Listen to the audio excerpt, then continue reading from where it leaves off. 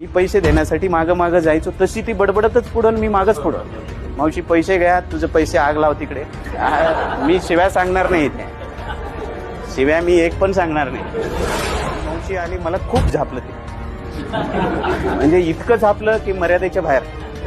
पण मी तिथं अपमानितच होतो, माझी चूकच झाली होती. मी काय त्याला, मी आहे ना सकाळी सायकल घेऊन कांदलगाव शहाला वाळू पकडायला फिरायचो. असं हाप याच्यावर कोण ओळखायचं नाही. मी आहे ना सकाळी सायकल घेऊन कांदलगाव शहाला वाळू पकडायला फिरायचो. असं हाप याच्यावर कोण ओळखायचं नाही.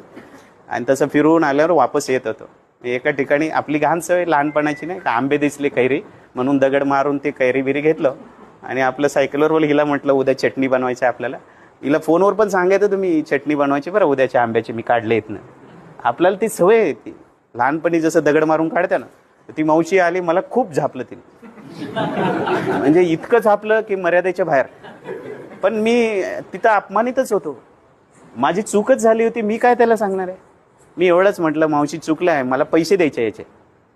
पण ती मावशी पुढं आणि मी मागं. तिथं घर शेतातच होतं त्यांचं. मी पैसे देण्यासाठी मागं जायचो, तशी ती बडबडतच पुढं, मी मागच पुढं. मावशी पैसे घ्या, तुझे पैसे आग लाव तिकडे. मी शिव्या सांगणार नाही इथे, शिव्या मी एक पण सांगणार नाही. पण मी तिथं शेतात तिथे गेलो.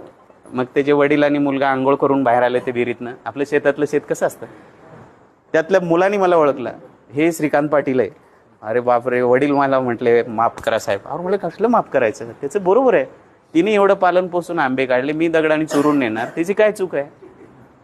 मग ते मावशीला खूप बोलले, मी बोलू नाही दिला. मग मी काय म्हटलं, अरे किती चांगलं आहे हे, किती शेती आहे म्हटलं, 25 एकर. खाली थोडं पाणतळ होतं, म्हटलं हे काय डेव्हलप केलं नाहीस, ते का बांध घातला नाहीस. माझी जरा सवय, थोडं विहीर पाडायचं होतं, ड्रीप घ्यायची होती.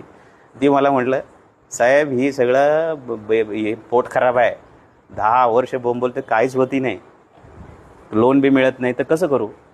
मी आलो इथे, तो जस्टच 2019चा GR चिटणीस असताना वाचला होता आणि बसलो. अगोदरच प्रोग्राम सुरू होता पण आपल्याकडे नव्हता, म्हणून मी बसलो आणि थोडंसं सगळ्यांशी चर्चा करून मी काम सुरू केलं. आणि नंतर आमच्या लोकांनी सुमोटो काम कंप्लीट केलं. मी पहिला पोट खराब लागवडी खर्च दिला ना, त्या माणसाला दिला.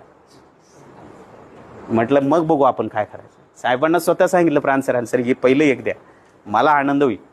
त्याचं 25 एकर ज्यावेळी पोट खराब झाला, तो माझा आयुष्यभरचा सध्याचा मित्र आहे.